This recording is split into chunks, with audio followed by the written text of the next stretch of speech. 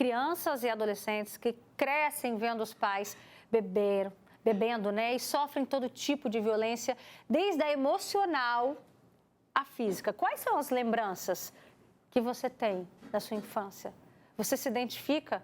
Esse assunto agora te tocou fundo? Vem cá, participa com a gente então, porque a Arielle Nascimento, ela é psicóloga, que vai ajudar a gente nesse bate-papo. Obrigada, Arielle, pela sua presença. Obrigada boa tarde. Vocês, boa tarde. E a gente também recebe aqui a Sônia. A Sônia, a gente conversando um pouquinho nos bastidores, ela me contou que ela não tem uma lembrança positiva também por conta da maneira que seu pai se relacionava com a bebida. Sônia, boa tarde. Sim, boa tarde, Roberta. É verdade, a gente teve uma infância bem complicada, porque o meu pai ele era alcoólatra, né?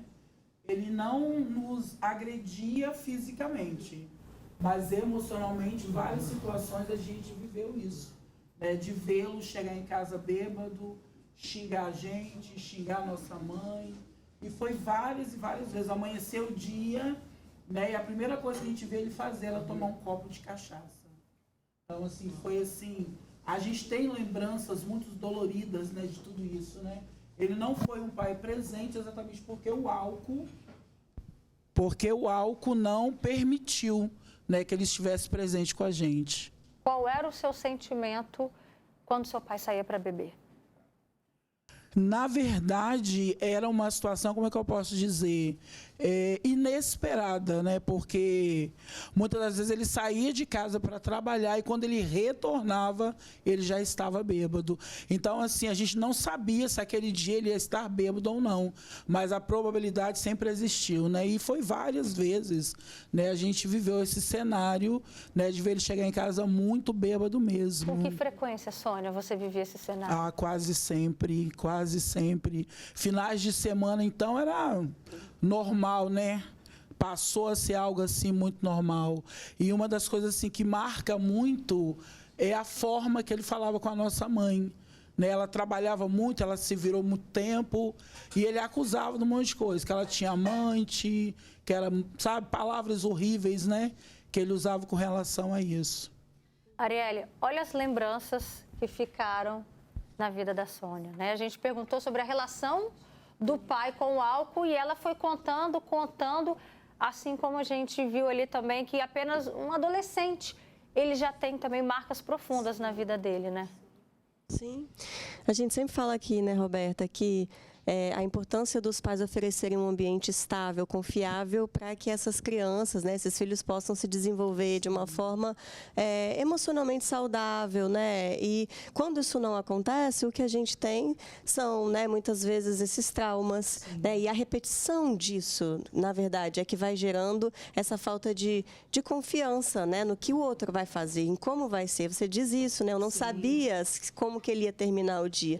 E para a criança que está em desenvolvimento, a condição de algo confiável, né, contínuo, é fundamental para ela poder formar o seu desenvolvimento. Porque ela, quando a gente fala de rotina, não é à toa, é porque a gente está falando de que saber o que esperar faz parte de um desenvolvimento mais saudável. E quando os cuidadores, além de não oferecerem, né, essa condição no ambiente, quando eles mesmos não são confiáveis, não são estáveis, a criança vai sofrer o impacto disso, né? E a gente vai ver nesse relato, nas memórias. Quais são os impactos, por exemplo, que você percebe que até hoje existe na sua vida adulta, Sônia? É uma situação, por exemplo, é algo que eu não aceito para a minha vida, né? Hoje eu sou casada já há muitos anos, tenho filhos. O meu marido não é cristão como eu, ele bebe, na verdade, mas dentro daquilo que é normal. Não ultrapassa o limite daquilo que é racional para quem bebe, né? Então, é uma coisa que eu sempre falei muito com ele, eu não aceito viver essa situação dentro da minha casa.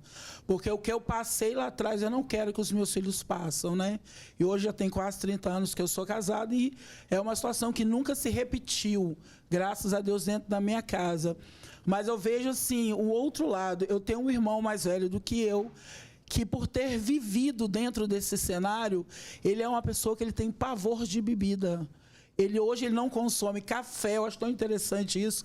Ele não consome café, ele não consome Coca-Cola, porque ele fala que essas coisas criam dependência. E eu vejo que tudo isso é fruto daquilo que nós vivemos lá atrás. Então, assim, tudo que ele acha que vai gerar dependência, ele fala, eu não quero consumir. E eu vejo que foi uma marca, né, que ficou nele devido a tudo isso que a gente passou na nossa infância. Vai traumatizando, né? No caso da situação que a gente contou hoje, dessa relação, é de partir ainda mais o coração. Sim. Que esse menino, ele tem o pai na vida dele, ele mora com o pai. Né? Então, toda a referência dele ali está concentrada em uma figura, a paterna. E acontecendo uma situação que chega a esse ponto, como é que é a desconstrução disso? Ele consegue desconstruir ou não? Ainda, sabe, Arielle, a gente fica pensando na sensação da frustração, da dor que esse menino tem e, ao mesmo tempo, ele querendo, talvez, dentro do coração dele, ter o pai de volta. Sim, e é difícil, né? Porque a gente está falando de um menino de 16 anos, não é isso? Então, qualquer reparação, eu penso que se isso foi acontecendo desde a infância, que já é tarde, assim, já aconteceram muitas vezes, então não tem como não ter impactos, não tem como não ter efeitos. E essa é a questão da violência dentro de casa, né? Que são pais que têm são figuras que trazem essas emoções ambivalentes. Então, é alguém que me agride, mas é alguém que me oferece segurança. É alguém que me agride, mas é alguém que me oferece a casa, o alimento, né? Cada um vai ter a sua história, mas é essa figura de ambivalência que muitas vezes faz com que fique muito confuso essa relação para essa criança, para esse adolescente, de modo que às vezes ele não vê, e porque não tem mesmo ainda, né? Tá em formação, recursos para se proteger disso, mas além de estar em formação, nessa relação, né, tão confusa, ele às vezes não consegue buscar ajuda, se abrir com alguém. É como se ele crescesse um pouco se adaptando, que é assim mesmo a nossa relação, né? E aí eu acho que ele não consegue muito bem acessar dentro de si e nem externamente que não pode ser assim. E aí isso vai, né, se prolongando a ponto de ter que ser alguém de fora, né, ou como conselho tutelar, dizendo, não, você, né, não dá para ser assim, e um outro precisa protegê-lo, né, ele acaba situação. Ele pode até naturalizar. Exato, adaptando isso, achar que essa realmente é a forma de amar, de cuidar, sendo que não é. Né? Vamos lá, vamos abrir espaço aqui para as participações que já chegaram no nosso WhatsApp, né? E eu abro o espaço agora lendo o comentário que chegou para a gente de uma pessoa que diz: minha tia tem quase 50 anos e há mais de 20 anos, né? Ela é alcoólatra e maltrata muito a minha avó, de quase 80 anos. Ela xinga e obriga a minha avó a comprar bebida e cigarro para ela. É muito triste. Minha avó vive isso há mais de 20 anos. A Arielle daqui a pouco pode falar para a gente sobre essa agressividade. Por que algumas pessoas que se relacionam com a bebida acabam aflorando essa agressividade? A gente está falando aqui de crianças, de adolescentes, mas pode ser contra qualquer um. A gente está ouvindo aqui a história de uma avó que sofre isso. Outro relato: boa tarde, meu nome é Lidiane, eu também sofri muito com esse tipo de agressão. Hoje meu pai morreu, eu pensei que eu iria sofrer, mas graças a Deus eu consegui superar. Outro relato: tive uma infância marcada pelo alcoolismo do meu pai. Ele a espancava toda vez que bebia, acho que a própria filha, né? Eu não podia dormir porque eu precisava ficar acordada para defender minha mãe, então ele espancava a mãe. Olha, a criança tentando tomar frente da situação para defender a mãe. Me lembro que meu irmão, quando ia dando umas 6 horas, né, da tarde, pegava uma muda de roupa e fugia para a casa da nossa avó. Eu, por ser mais nova e ser menina, eu tinha que ficar e suportar os gritos, os xingamentos. As cenas de violência eram constantes. Boa tarde, Alberta. Meu pai batia muito em mim, também nos meus irmãos, porque ele bebia muita cachaça. Tá vendo, gente? Isso é mais comum do que a gente pensa, mas não é normal, tá? É comum, mas não é normal. Eu tive um pai alcoólatra, Roberto. Eu sofri tentativa de estupro. Hoje eu tenho 58 anos e trago bastante lembranças ruins. Fiz tudo diferente na minha vida. Quando eu tinha 13 anos, mataram ele com a mesma faca que ele tentava matar eu, meus irmãos e minha mãe. É de arrepiar. Por que, Arielle, que a bebida, em algumas pessoas, né, e a gente vê que não são poucas, levam para esse lado da violência? Acho que a psicanálise nos ajuda a diferenciar, Roberta, a agressividade da violência. Embora a gente use, né, agressivo, mas a agressividade é algo nosso, natural do humano. Até quando a gente está dentro da barriga, a gente precisa de ter um movimento expansivo para a vida, até para a gente conseguir sair, né? Então, a agressividade, ela nos ajuda a nos desenvolver para essa vida, né? Agora, ela pode ser ser desviada no seu uso. E a criança, ela apresenta, né, na infância, desvio do uso da agressividade e precisa de um ambiente que, né, pode conter essa agressividade, de modo que consiga ajudá-la a conduzir essa agressividade, que é uma forma da gente existir no mundo, mas de forma respeitosa, compreendendo os limites, expressando, né, de uma forma onde ela possa se desenvolver. Quando eu não tenho um ambiente que consiga receber essa agressividade da criança, porque eu devolvo com retaliação, com pancada, com brigueiro, agressividade de criança, né, birra, essas coisas que a gente vai vendo, o que acontece? A criança não aprende a lidar com a própria agressividade, porque ela não pode expressar. É um ambiente que inibe qualquer expressão de não quero, que joga no chão, né? Não, pega e sai batendo na criança. Então, ela inibe, ela reprime isso. O que a bebida faz, né, pra gente? Ela reduz a nossa capacidade de senso, para todos nós. Ela nos tira de uma certa estabilidade. Ela diminui a nossa capacidade, então, de reprimir conteúdos. Se na história dessa pessoa o que está muito reprimido é essa agressividade, porque ela não pode ser desenvolvida, o que aparece? A bebida, então, ela retira, né, esse senso, né, de realidade, enfim. Então, esses conteúdos reprimidos, ele tende mesmo a aparecer nessas horas, porque provavelmente são pessoas que na infância não aprenderam, porque não tiveram um ambiente que ajudaram ela a lidar com essa agressividade que é tão constitutiva nossa, né? Pessoas que estão acompanhando agora o Fale Espírito Santo, deve ter gente que fala assim, mas eu bebo, eu lido com a bebida de uma maneira que eu não fico, né? Já tive situações de ficar um pouco agressivo, mas não dessa maneira. A pessoa pode acabar evoluindo ou isso depende de uma predisposição? Acredito que não. Por exemplo, né, a gente vê essas músicas que falam que bebe e liga para o ex. Então, tem uma outra coisa que está reprimida e que, às vezes, né, quando você tira o seu senso de realidade, aparece. E tem pessoas, né, que têm mais tranquilidade com algumas vivências. Então, quando bebem, e porque também bebem de uma forma em que não perdem tanto assim, né, essa consciência, essa alteração, então elas ainda conseguem ter alguma dose, né, em relação à realidade. Depende da quantidade, mas depende muito, né, do que ela tem na história daquela pessoa. Mas você já ouviu aquela expressão que as pessoas dizem assim, eu bebi para tomar coragem? Já ouvi muito, né? Então tem gente que, eu acho que muda a personalidade. A gente tem um amigo que ele é uma pessoa sóbria, ele é uma pessoa, e quando ele bebe, ele se transforma numa pessoa que a gente nunca viu. Na verdade, eu acho que o bom mesmo seria se não bebesse, né? Porque a bebida gera muitas coisas. E hoje, por cuidar de mulheres, né? Hoje essa é uma das funções que eu exerço como missionária. Cuido de mulheres, atendo mulheres. E é tão triste você ver que tem muitas mulheres que passam por essa situação e elas ainda se sentem culpadas. Acham que elas são responsáveis por serem agredidas quando os homens chegam bêbados em casa. Você disse agora desse seu amigo... Você chegou a ter alguma visão, assim, do seu pai?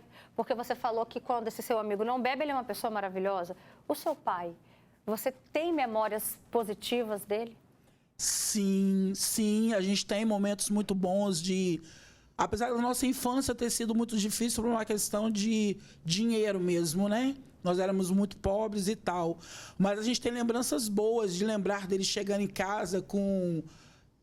refrigerante debaixo do braço, aquela peça, na minha época, falava salame, né? Hoje é mortadela, aquela peça de salame em casa, queijo. Então, assim, nós vivemos alguns momentos bons com ele, quando ele não estava bêbado, né? Quando ele estava sóbrio. Mas todas as vezes que ele bebia, ele se transformava em outra pessoa. Então, por isso que essa... é a minha opinião hoje sobre bebida. A bebida transforma as pessoas. E como você disse que era com frequência, né? Você vivia mais momentos de tensão do que esses momentos de alegria. Esses momentos de alegria. Porque a gente sempre achava que ele ia chegar bêbado em casa. Vamos voltar a ler mais comentários aqui. Boa tarde, Roberta. Meu pai bebia muito e nós crescemos vendo ele bêbado, xingando a gente. Minha mãe sofria muito, vivia doente de tanto passar nervoso com ele. Olha, estou aqui assistindo, é muito difícil conviver com pessoas alcoólicas. Eu passei por isso, vendo meu pai agredir minha mãe sem motivo, tá? As pessoas que bebem ficam fora de si. Só Deus, a pessoa conclui. Tem outro relato. Roberta, eu e meus irmãos já apanhamos tanto do nosso pai que hoje meus irmãos são todos violentos com as mulheres. Quando meu pai morreu, eu dei graças a Deus. Até tiro na minha mãe ele já deu. Arielle, qual é a chance dessa criança, desse adolescente, acabar replicando isso na vida adulta. É uma outra possibilidade. A gente está escutando uma história, né, em que ela conseguiu, acho que dá um sentido seu próprio, com muito trabalho psíquico, imagino, né? De modo a fazer diferente. Mas tem uma outra possibilidade, ela também não é rara, que é essa identificação com o agressor. E aí, nessa identificação com o agressor, a chance, né, de eu achar que é isso, né? Que é isso que se faz em determinadas situações. A gente bebe quando está, né, em alguma situação, então você começa a replicar também. Por isso que a questão é como a gente também reflete sobre o impacto das coisas na nossa vida. Então, às vezes a gente bebe e cada um vai ter que pensar assim, bom, o que eu bebo, o que acontece, como é que eu fico, né? E às vezes, nem em casos tão trágicos igual esses, coisas... eu fico mal no outro dia, fico com dor de cabeça, e o que eu quero no outro dia? Eu quero estar bem. Então, as pessoas vão diminuindo-os. Quando não há essa reflexão e essa posição de cuidar de si diante da vida. O que eu quero? O que isso faz com o projeto da minha vida? Qual é o meu projeto de vida? Como que eu quero cuidar das minhas relações? Quando a gente perde essa capacidade de reflexão, né, e de cuidado, a gente muitas vezes sai replicando e repetindo situações que nos impedem, né, de oferecer um certo cuidado mesmo. Senhora, geralmente a gente sempre tem um porto seguro na nossa vida, né? Quando isso acontecia, a quem você recorria? Então, na verdade, como nós éramos em 5 irmãos, né? Nós sempre estávamos sempre juntos, né? Então, tipo assim, um era o refúgio do outro, né? E nós, na mesma posição, tentava defender a nossa mãe, né? Sempre estar perto dela, porque na verdade, eu acho que ela sofria até muito mais do que nós, né? Sofria porque ela queria fazer algo, né, mais, nos proteger, e de uma certa forma ela também não conseguia. Então, assim, meu refúgio sempre foi meus irmãos. Depois de adulto eu conheci o Senhor, né? Eu acredito que a religião, ela tem o lado positivo para tudo, né? E quando você se apega com Deus, você começa a entender, né, e ter visões diferentes. Hoje, nesse cenário de hoje, com a idade que eu tenho, com a maturidade que eu tenho, eu consigo ver, apesar que meu pai não existe mais há alguns anos, porque ele faleceu, mas eu vejo que hoje ele era tão vítima quanto a gente, da dependência do álcool. Arielle, nessa história desse adolescente que não tinha o porto seguro dele, porque o pai, que era quem cuidava, a gente não sabe, tá, da relação desse adolescente com a mãe. Aí tentaram ligar para o padrinho, tentaram ligar para o avô, aí acionaram o conselho tutelar. Como é que fica quando nem o plano B está por perto? Eu penso, Roberta, que alguém falhou antes, assim, se esse menino está com 16 anos ainda apanhando dessa forma do pai, um menino que provavelmente passou por escolas públicas ou não sei, né, passou, né, por outras comunidades, por outros grupos, que a gente entende que na ausência de um cuidado familiar deveria estar atento. Então, quando acontece algo com uma criança, tivemos falhas anteriores. Então, isso é mais uma forma da gente, né, usar esse espaço aqui para fortalecer o papel desses lugares, né, sociais, que também nos servem, deve estar a nosso serviço, ao serviço de cuidado e proteção das nossas crianças. A escola, um hospital, né, que talvez ele já foi machucado. Precisamos fortalecer, de novo falando isso, as nossas redes, né, de proteção, nossas redes de serviço, porque os profissionais que se ocupam dessa criança e se ocupou desse menino em algum momento da vida, poderiam ter tido mais sensibilidade, ou talvez oferecido a ele alguma confiança para que ele pudesse ter em algum momento falado da sua história, procurado uma ajuda. Não é aqui culpabilizando, a gente está aqui, na verdade, tentando responsabilizar ainda mais esses serviços e os profissionais que ocupam essas funções. Gente, diz que ele chorava tanto, olha, de arrepiar só de pensar na cena. Um adolescente chorava tanto, de soluçar, que não conseguia nem expressar a dor que ele estava sentindo para a guarda, para os policiais que foram ali atender a ocorrência. Que tristeza, meu Deus. Boa tarde, Alberta. Meu padrasto fazia uso de cachaça pura, todos os dias. Era briga dentro de casa e o pior de tudo, que minha mãe bebia também. E aí ele batia muito, tá? Qualquer coisa que eu fazia era motivo para apanhar. Se já é triste, se já dói apanhar do pai ou da mãe, quem dirá de um padrasto, né? E à toa, assim. Boa tarde, Alberta. No meu caso e dos meus irmãos, não foi pai. tio ou imagem masculina, né? Foi a nossa própria mãe. Éramos sempre ameaçados de morte e apanhávamos do nada. Hoje ela fala que nunca fez o que fez. São traumas que até hoje tentamos superar. Nenhum dos meus irmãos quiseram filhos. Sempre tiveram traumas e medos, viu? Esse ponto de não querer família, pois achavam que era horrível ter filhos e eles sofrerem igual. Mesmo ninguém sendo alcoólatra. Eu tenho uma filha e quando vou beber, até socialmente, não deixo nem minha filha ficar junto. Sou a prova viva de que não é porque tive uma infância difícil que não posso ser uma mãe incrível. Nossa, difícil, tá? São histórias que a gente sabe que muitas pessoas se identificam. E se a pessoa não sabe se relacionar de fato com o álcool, infelizmente, isso vai deixar marcas profundas na vida das crianças. Obrigada, doutora Arielle Nascimento, pela sua presença. Obrigada também, Sônia. Obrigada a você, Volte sempre, Roberta. tá? É um prazer.